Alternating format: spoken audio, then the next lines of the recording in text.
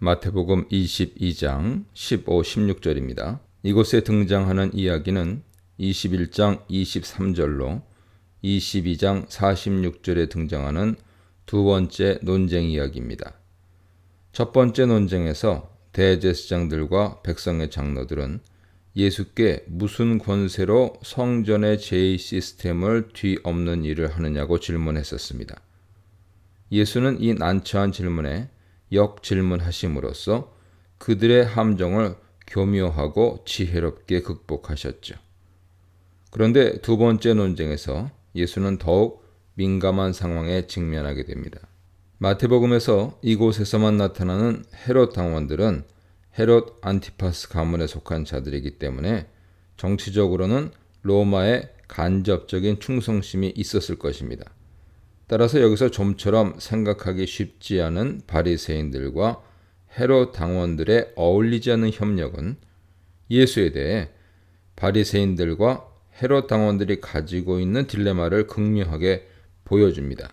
정치 활동이 없는 바리새인들이 하나님 백성에 대한 이방인 통치를 진정으로 인정하기는 어려웠을 것이기 때문에 바리새인들과 헤롯 당원들을 한 부류로 엮는 것은 본질상 어려운 일입니다.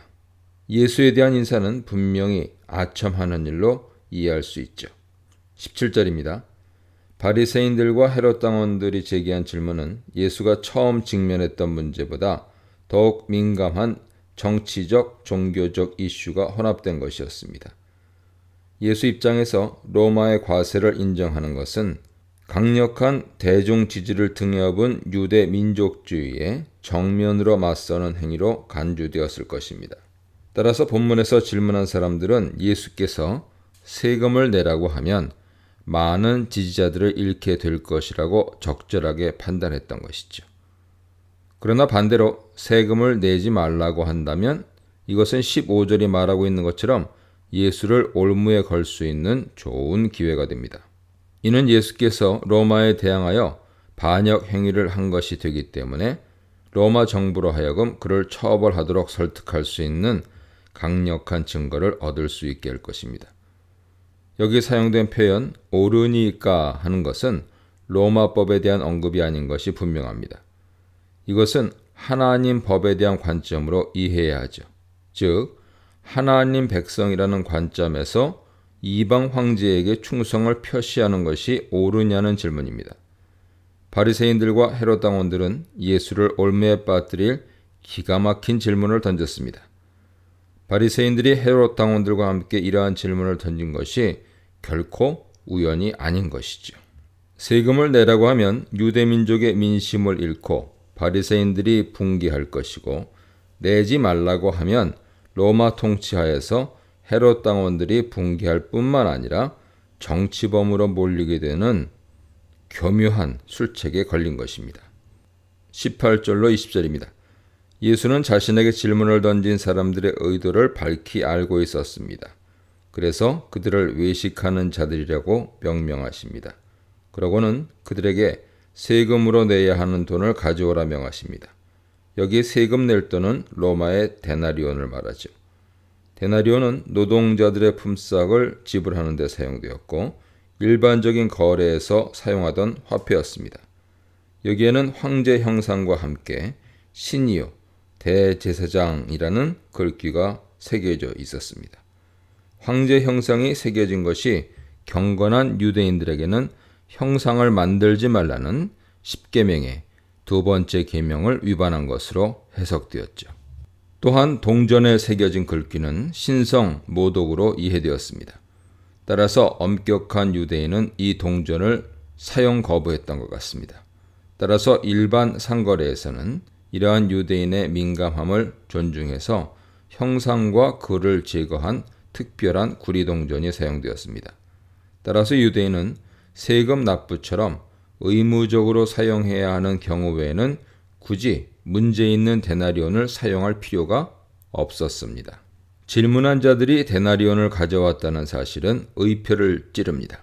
즉 그들은 가이사의 돈을 사용하고 있었으며 따라서 그것으로 세금을 내야 한다는 것이죠.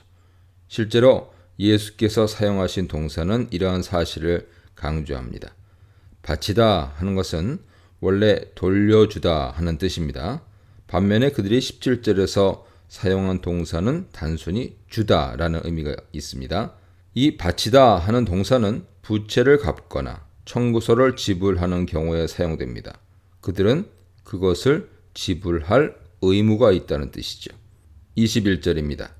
가이사의 것은 가이사에게, 하나님의 것은 하나님에게 라는 대답을 통해서 예수는 두 번째로 지도자 그룹이 파놓은 함정을 지혜롭게 벗어납니다. 이 대답은 보는 관점에 따라 바리새인과 헤롯 당원 모두에게 만족을 주는 대답이 될 수도 있고 양자를 다 실망시키는 대답이 될 수도 있습니다. 원래 그들이 던졌던 조세에 대한 질문은 바리새인도 헤롯 당원도 동시에 만족시킬 수 없는 질문이었죠. 그런데 예수는 이 대답을 통해서 하나님의 언약적인 주권을 인정하면서도 인간 권력에 대한 부분도 부정하지 않았습니다. 예수의 이 같은 언급은 로마 과세를 단순히 받아들이는 것으로 끝나지 않습니다. 하나님의 것은 하나님께 바치라 하는 말씀은 하나님의 요구가 가이사의 요구보다 우선하기 때문에 사실상 앞에 한 말을 취소하죠. 그러나 그럴 경우 동전에 대한 예수의 논증을 무의미한 것으로 만들어버릴 위험이 있습니다. 이 구절을 덧붙인 것은 모든 문제를 보다 광범위한 넓은 관점에서 보게 하는 것이죠. 열심당원이 세금 바치기를 거부하는 것은 하나님에 대한 충성심 때문이지만 예수는 하나님에 대한 충성심을 약화시키지 않으면서 정치적인 충성, 그 대상이 이방 나라라 할지라도 정치적인 충성과 하나님에 대한 충성은 양립할 수 없는 것이 아님을 보여주시고 있는 것입니다. 이는 거룩과 세속에 대한 엄격한 구별이 아니라 거룩에 대한 절대적 요구 안에서 세속이 적절한 위치를 찾는다는 인식이죠. 두 요소가 충돌하면 어떻게 되는가는 문제되지 않습니다. 열심 당원들과 달리 예수는 당시 정치 상황을 갈등으로 생각하지 않았던 것 같습니다. 22절입니다.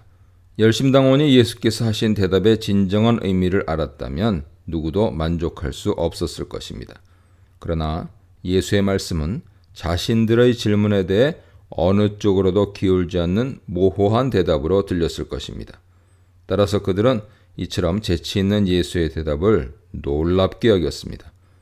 그러나 만일 앞서 제시한 해석이 옳다면 예수는 재치 있으면서도 모호하게 함정을 피했을 뿐만 아니라 곧 세상 권력의 합법성에 관한 문제에 직면할 그의 첫 제자들, 사도들과 후세 제자들, 교회의 중요한 원리를 제시한 것이 되지요.